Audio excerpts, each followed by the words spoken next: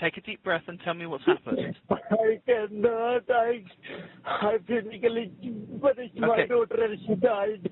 Your daughter has died. I killed my daughter.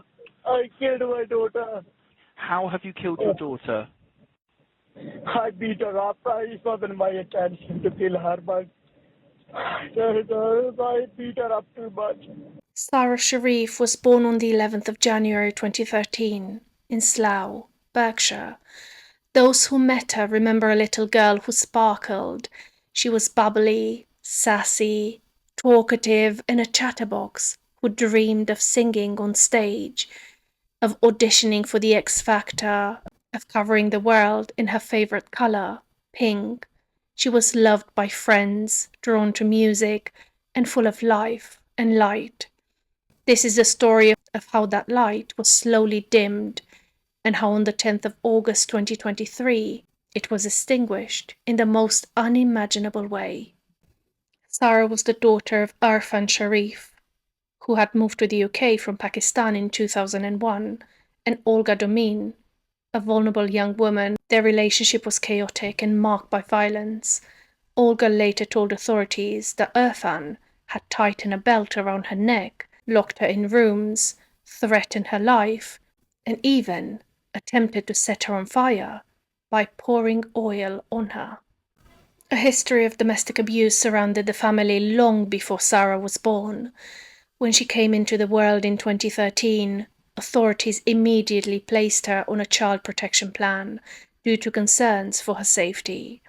After a short hospital stay with her mother, Sara was placed into a foster family, while both parents continued supervised visits 3 times a week. For several years, this arrangement kept her safe. In 2019, custody shifted. Irfan Sharif regained custody for both his children.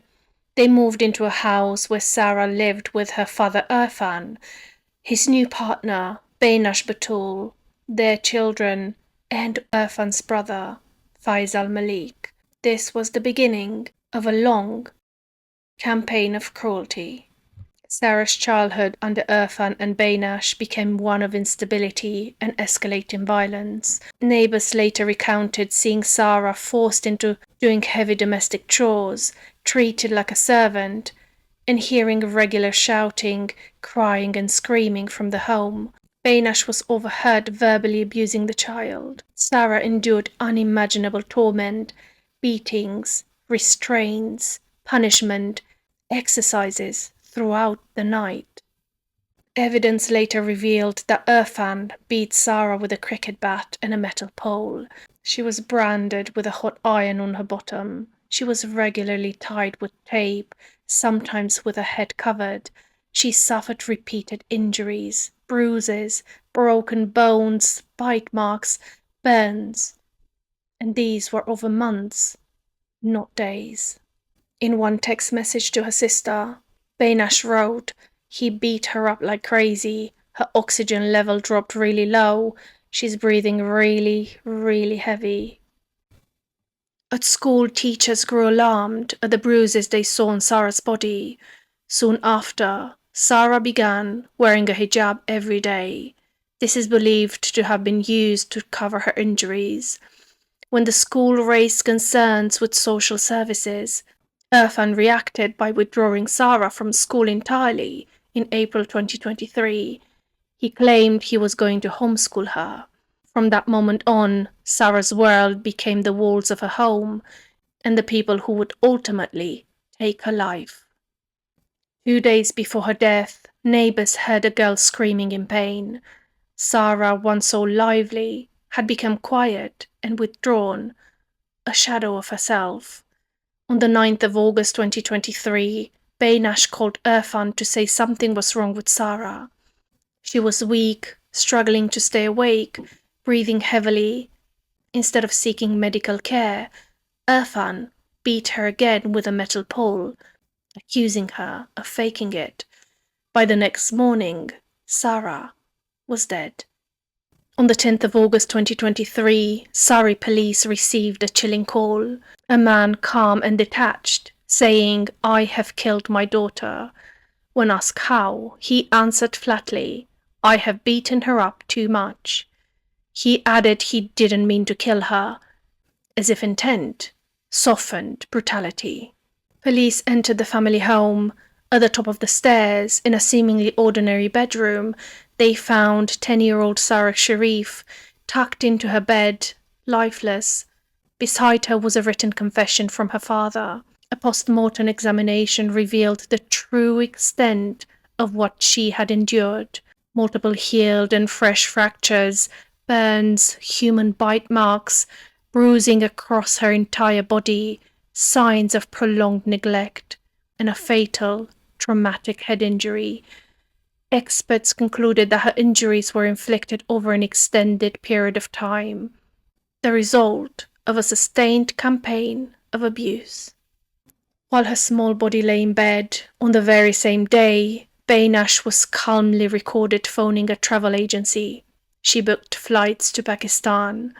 By the time Sara was found, her father, stepmother, and uncle had already left the UK. On the 14th of September 2023, Irfan Sharif, Baynash Batul, and Faisal Malik were formally charged. Following a 10-week trial, a jury found Irfan Sharif guilty of murder, Baynash Batul guilty of murder, and Faisal Malik guilty of causing or allowing the death of a child. On sentencing, Irfan received life imprisonment with a minimum term of 40 years.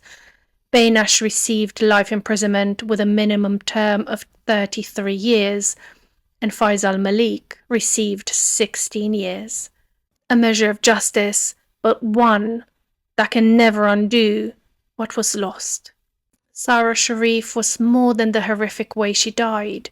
She was a little girl who loved pink, who laughed loudly, who dreamed of singing on stage. She loved learning, loved her friends, and had a future full of possibility.